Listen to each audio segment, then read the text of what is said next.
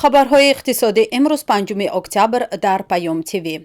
нархи чиптаҳои ҳавопаймо ки пас аз эълони мобилизатсияи нисбӣ дар Русия даҳҳо баробар боло рафта буд, аз 1 октябр рӯ ба арзоншавӣ овард. нархи чиптаи ҳавопаймо давоми 2 ҳафтаи охир то ба 600 000 рубл баромада буд.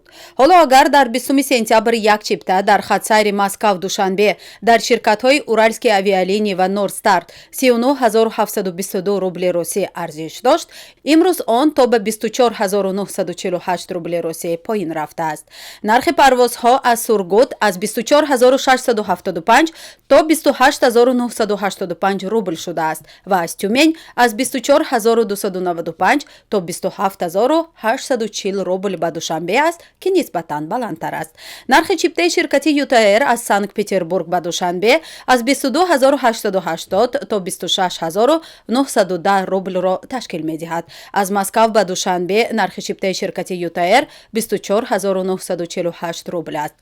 нархи чиптаҳои ширкати ҳавопаймои Уральские авиалинии низ поин рафтааст. имрӯз хатсайри Москав-Душанбе аз 19 026 то 23 661 рубл арзиш дорад. то Хуҷанд рафтан боз ҳам арзонтар аст. дар Эълон нарх аз 13 903 то 15 538 рубл нишон дода шудааст.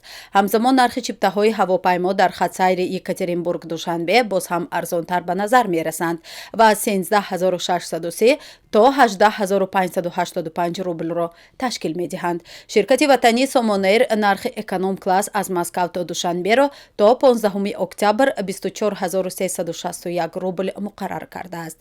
дар хати парвози Самара Душанбе парвоз кардан дар ширкати Сомонер боз ҳам арзонтар аст. он 18 366 рубл дар класси эконом муқаррар шудааст.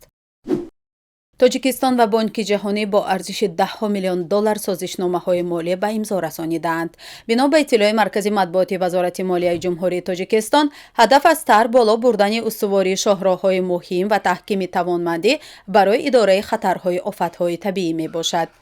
арзиши умумии лоиҳа $47 миллион 340 ҳазор долларро ташкил медиҳад, ки аз он $30 миллион гранти Ассотсиатсияи байналмилалии рушд бо муодили $22 миллион 400 ҳазор доллар ҳуқуқи махсуси қарзӣ ва $17 миллион 340 ҳазор доллар гранти фонди ягонаи трастӣ донорҳои Иттиҳоди Аврупо мебошад. барномаи шарикии Бонки ҷаҳонӣ марҳалаи 3 барои кишварҳои Аврупо ва Осиёи марказӣ баробар ба $16 миллион 190 ҳазор евро мебошад. амалишавии ин лоиҳа соли 2023 оғоз шуда, интизор меравад, ки дар соли 2027 анҷом шавад. ҳамчунин миёни ҷумҳурии Тоҷикистон ва Ассотсиатсияи байналмилалии рушд созишномаи маблағгузорӣ лоиҳаи сармоягузорӣ дар соҳаи обтаъминкунӣ ва беҳдошти Тоҷикистон ба имзо расид. ҳадафи лоиҳа беҳтар намудани дастрасӣ ба таъминоти оби нӯшокӣ ва қубурҳо дар минтақаҳои интихобшуда мебошад. арзиши умумии лоиҳа $45 миллион ташкил медиҳад. лоиҳа пурра аз ҷониби Бонки ҷаҳонӣ аз ҳисоби маблағҳои грантӣ маблағгузорӣ мешавад. лоиҳа соли 2023 оғоз шуда, дар соли 2027 анҷом меёбад. нархи арз. Бонки Миллии Тоҷикистон қурби расмии асъори хориҷиро нисбат ба пули миллӣ сомонӣ барои имрӯз муқаррар намуд.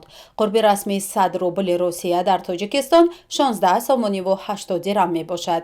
Бонки Миллии Тоҷикистон қурби 100 доллари Иёлоти Муттаҳидаи Амрикоро 1022 сомонӣ ва 100 евроро 1020 сомонӣ ва 57 дирам муқаррар кардааст.